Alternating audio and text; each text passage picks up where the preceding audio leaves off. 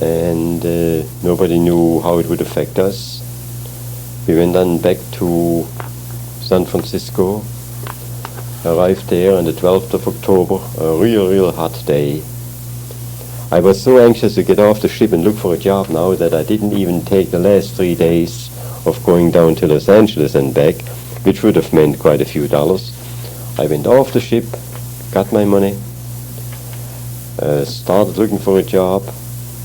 They told me to contact the Pacific Gas and Electric Company laboratory, which was run by a German engineer. His name was Knapp. I went down to see Mr. Knapp and talked with him in German. He said he will see what can be done. 3 days later I went back again to see Mr. Knapp. He said, well, we will see what can be done. I waited 2 more days and I went back to see Mr. Knapp, and by that time he said, well, you're too persistent, I can't get rid of you, so I might as well give you a job. And I started with a Pacific Gas and Electric Company in their instrument laboratory. And my job then was repair and calibrate primarily recording instruments. It was a job, it paid well for those days, and I was all set for the next period. So starting in 1939, I finished college. I finally landed a job in an engineering field with a PG&E. Really did a lot in the way of mechanical repair work. The man in the same shop who was more or less my foreman was Jack Torhell, a Holland Dutchman, a good machinist, good general laboratory man. He taught me many things. I learned to operate shop machines and whatever goes in an ordinary machine shop and laboratory work. Another job I had working with high voltage equipment which came in and had to be tested. So I got a general all-around exposure to utility equipment. At the same time, of course, I also kept on going to school. At that time they had a government-sponsored program called Engineering Management Training Courses. I signed up for a course at the University of California and also at Stanford. Most of the courses I took were electronics, because electronics really was the coming field and it was the glamour field in those days. So I really spent quite a bit of time studying about, in those days they started to come in with ultra high frequency, and radar really came in, although that word radar was not really known at that time. I also took a course in spectroscopy. I really was quite ambitious and enjoyed going back to school. At the same time, of course, I had a regular job, and I finally managed to buy me a car, and I was still putting in a few hours at Wright's boarding house, doing a little baking and cooking, and so I didn't do too badly. But that, of course, only when I was here. I started traveling a little bit with PG&E. That happened because I changed from the meter maintenance and calibrating department to the electrolysis department. And my supervisor was a man by the name of Schneider. He was a great enthusiast for California history, liked to travel all over California, And since I also like to travel, he and I got together and covered a good part of the state. Then my job required me to go and field test underground structures all over the utility system, and I really enjoyed that. We covered the area from Kettleman Hills to Reading. As I say, the war had started, and I had to get pass to get into some of the PG&E areas, which always were restricted. And with my accent, I had some problems. One time I came at night to the Kettleman Hill compressor station. The gate was closed. Somehow I had happened to get to the wrong gate. There really were 4 sides to that station and 4 gates, and I came up to the wrong gate. And I shone my light against the gate, honked the horn, and in a matter of 2 minutes there were about 4 men, 2 of them armed with guns, shotguns or something like that. And of course in my broken accent I had to explain what I wanted. They checked and found out that everything was okay. This was one of these experiences which, because of my accent and the general excited state of mind of many of the people, really was more or less common. It happened all the time, and I got used to it. Then another problem, after the war had started, I got into a fight in the lab where some hot-head Irish helper we had around there thought he would have to fight the war single-handed against me and hit me. Well, I didn't hit back. I just let it go. I figured there was no use in hitting back at that time inside, which was a good idea because the boss couldn't stand any physical fights in the shop. That fellow got a good reprimand, and I never again had anything to do with him. And everybody more or less told me not just to forget about it, to consider the source.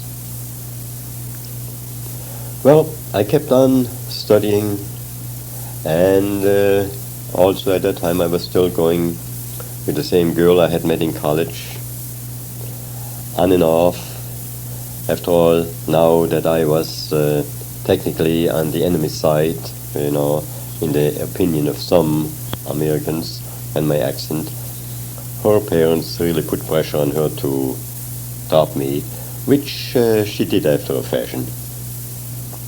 But we were on and off, still saw each other once in a while. I kept on studying electronics, and also at that time now the draft started to come pretty close, so I was persuaded in school to apply for a commission.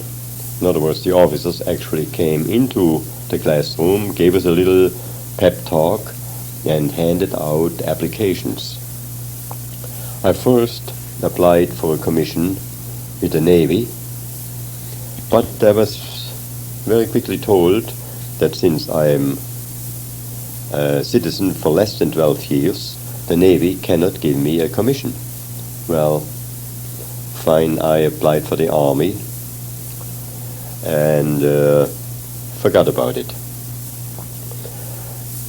Work was more or less routine, travel and laboratory work, all very pleasant. And then came the fall of 1941. I met a girl, and of course that was Marie, whom I later married a few months later. That was in November. December the 7th was Pearl Harbor. Now things started to get a little nasty, because we now were actually involved in a war.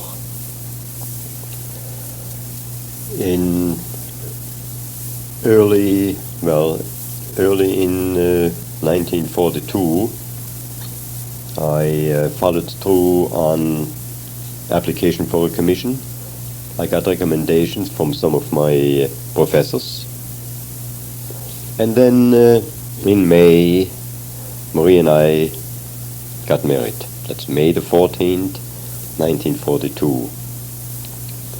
In June, about June the 15th or so, we had barely moved into an apartment in Berkeley when the commission came through, and I was notified by telegram to report to a captain over here in the Presidio in San Francisco and check in with him. I went over there and saw the captain. I really didn't know anything at all about the military life then. And he kind of laughed and said, well, you will learn. And he filled out the necessary forms. And then I got another telegram telling me to fill out a form. I think the form was mailed. Have it notarized that I take the oath of office or whatever they called it, send it back in. Then I got my orders to report to Fort Monmouth in New Jersey as a second lieutenant in the Signal Corps. Well, that was kind of a joke. I bought a book which had been used in ROTC to give some information about what an officer is supposed to know and do. And I studied it pretty hard, but I still didn't know to salute, and I was really very, very shaky about military life. But anyway, war was on, and since I was commissioned, I was supposed to travel in uniform. Well, I traveled in civilian clothes to New York, and Saturday morning I went to a store, a uniform store, and bought as much uniform as I could get. And then Sunday night, they wanted me to be there Sunday for some reason. Sunday I went over to Fort Monmouth and checked in at a main office, and there were two MPs, and I even saluted them. I didn't know any better. Told them what I was there for, and told them that I had no place to stay. So they put me up in the bachelor officers' quarters. I don't know what they thought about me coming in there with my accent and not knowing how to salute. But the next day then, I joined I was notified where to report, and of course I found a cafeteria. That was important. And we went to a briefing where quite a number of other officers, equally ignorant of military matters as I, met, and we were told what we had to do, how to salute and when to salute. And finally we were dismissed to have lunch, came back again, and then the routine started. We had to learn to march, and that was a fun. There was one young fellow, Finnish. He didn't know anything about military matters, same as I, and after a few exposures to ordering a group around, he made us march up and down, and by the right flank, by the left flank, and about. And there was a big container of whitewash where workmen were whitewashing one of the barracks. And we were marching towards this container, and the fellow, he didn't know how to stop the group.